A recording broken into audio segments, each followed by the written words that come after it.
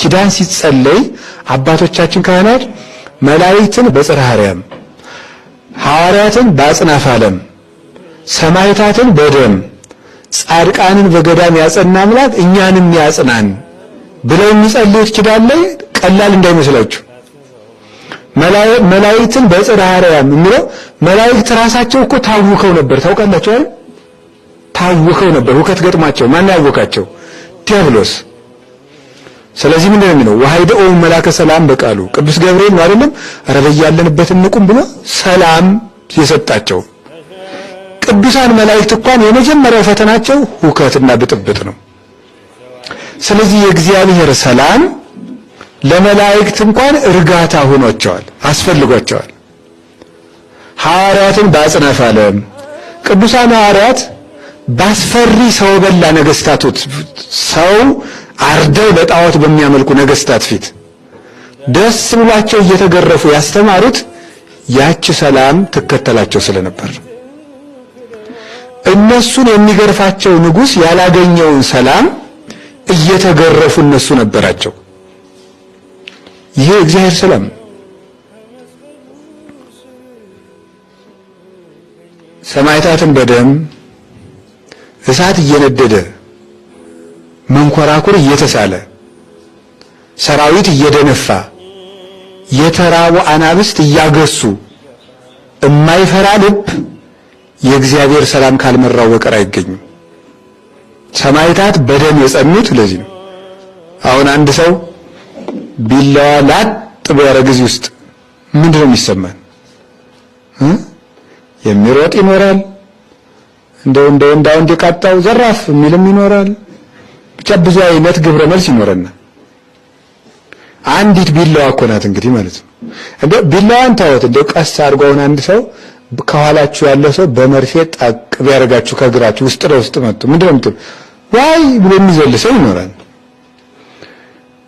አሁን የውስጥ ሰላም ስለሌለን ኮሽ ዞር የሚያረግ የውስጥ ሰላም ስለሌለን ስንሄድ ራሱ ዞር እንዴ የሚያስብረን ሁሉ ሰላም ስለሌለን አሁን ቅዱስ ቂርቆስን ታስታውሳላችሁ። የማሰቃያው መሳሪያ ሊሰራ ሲል ሰይጣን አደና ዲዳ አደረገው። ስለሚሰቃይበት መሳሪያ መመሪያ የሚሰጠውን ሰው ቅዱስ ቂርቆስ ምንድነው ያለ? እኔ የምታሰቃይበትን መሳሪያ እኔ ራሴ እነግርሃለሁ። አይገርማችሁም? ይሄ ምንድነው? የክርስቶስ ሰላም ስላለው መንኮራኮር አይረብሸው። እኔ እንደውም ባነብላችሁ ደስ ይለኛል። ከዚህ በኋላ መኮንኑ የስቃይ መሳሪያ ይሰራ ዘንድ እንዳዘዘው ብረትን የሚያቀልጥ ሰው አምጡልኝ አለ። ባመጡለትም ጊዜ ሰይጣኑ ወደ መኮንኑ ልብ ገብቶ አንደበቱን ዘጋውና መናገር ተሳነው። ሕፃኑ ፈጥኖ አክሊልን ለመቀበል እንደሚተጋ ሰይጣን ስላወቀ ስለዚህ ዘጋው አለ። ከዚህ በኋላ ሕፃኑ ሰራተኛውን ጠርቶ እንግዲህ ያ ሰይጣኑ መኮንኑን አፉን የዘጋው መሳሪያው ከባድ ስለሆነ ቅዱስ ቂርቆስ ቶሎ ሞቶ አክሊል እንዳይቀበል ብዙ ዓመት ለማሰቃየት ማለት ነው። ከዚህ በኋላ ሕፃኑ ሰራተኛውን ጠርቶ እኔንና እናቴን የሚያሰቃዩበትን የስቃይ መሳሪያ መስራት ትችላለህ? ይህ መኮንን ግን ምንም የሚያውቀው ነገር የለም አለው። እንደው ምን ያሻላል በሙያ ነው፣ እኔ እነግርሃለሁ። ሰራተኛውም እንደምትሻው በል ንገረኝ፣ እንደምታዘዘኝ እኔ መስራት እችላለሁ አለው።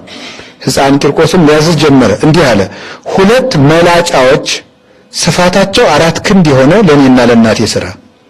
ዳግመኛም የሚያስጨንቅ ራስን የሚመታና የሚሰብር አንገትን የሚያስር የሚዝቅን ሹካ፣ ዓይንን የሚያወልቅ አካልን የሚበሳሳ አፍንጫን የሚያጣምምና የሚሰብር ጆሮን የሚልጥ ሕዋሳትን የሚፈታና የሚለያይ እንደ ልጓም ሆኖ ምላስን የሚቆርጥ በሰውነትም ውስጥ ገብቶ የሚንቀሳቀስ ቆላፋ ጉጠትን ጎኖችንም የሚፍቅና የሚቆለምም አስጨናቂ የሆነ ጉልበቶችንና ጭኖችን የሚሰብር ጅማቶችን የሚቆራረጥ ስሮችን የሚመዝ በዚህችም አስጨናቂ መሳሪያ ጅማቶችን የሚታታ አድርግ። ዳግመኛም በላም አምሳል ሰፊ መቀመጫ ከናስ ስራ 3 ቀዳዳዎችን በዚያ መቀመጫ ውስጥ ጨምርበት። በቁመት የልክ 3 ችንካሮችን ስራ። ከእግሩ እስከ ራሱ ማለት ነው።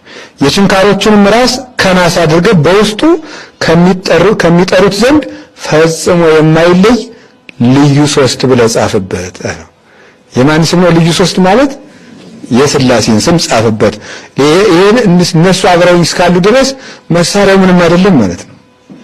በውስጥ የተሸሸገ የሆድ ዕቃን የሚመረምር እጅን ከብረት ሥራ እኔ የጻዕር ስቃይን የምሰቃይበት ይህ ነው።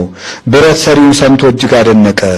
የሚረዱትንም ከሀገር ውስጥ 100 ሰራተኞችን ሰብስቦ መስራት ጀመረ። በ40 ቀንም ጨረሰ ይላል። እንግዲህ የሚሰቃይበት መሳሪያ 40 ቀን ተሰርቶ ያለቀ ነው። ይህንን ሁሉ የስቃይ መሳሪያ ውስጥ ሆኖ ይህ ሕፃን ግን ፊቱ እንደ ፀሐይ የሚያበራ ነበር። ለምንድን ነው ስትሉኝ የእግዚአብሔር ሰላም አብራው ስላለች። ምንድን ነው ያልኳችሁ? የእግዚአብሔር ሰላም። ስለዚህ ምን አሉ አባቶቻችን ሲጸልዩ? መላእክትን በጽርሐ አርያም ባሉ፣ ሐዋርያትን፣ ሰማዕታትን በደም ጻድቃንን በገዳም። ተክለ ሃይማኖትን አሁን አጋንንት መጥተው አንድ ቀን የሚያረጓቸው ቢያጠፋቸው በዱላ እንደው እኮ ይገርማል። በኃጢአት በማሳሳት ቢያቅታቸው በዱላ ሌሊቱን ሙሉ ሲቀጠቅጧቸው አደሩ። እሳቸው ዝም ብለው ተደበደቡ። መልአክ እግዚአብሔር መጥቶ ለምንድን ነው የማታማተው ሲላቸው በደበደቡኝ ቁጥር የጌታዬን መከራ አሳተፋለሁ፣ እንደዚያም ከሆነ ክብር አገኛለሁ። አጋንንት የኢየሱስ ክርስቶስን ስም ለብሼ ሳለ ምንም ሊያደርጉኝ እንደማይችሉ አውቃለሁና ነበር ያለው።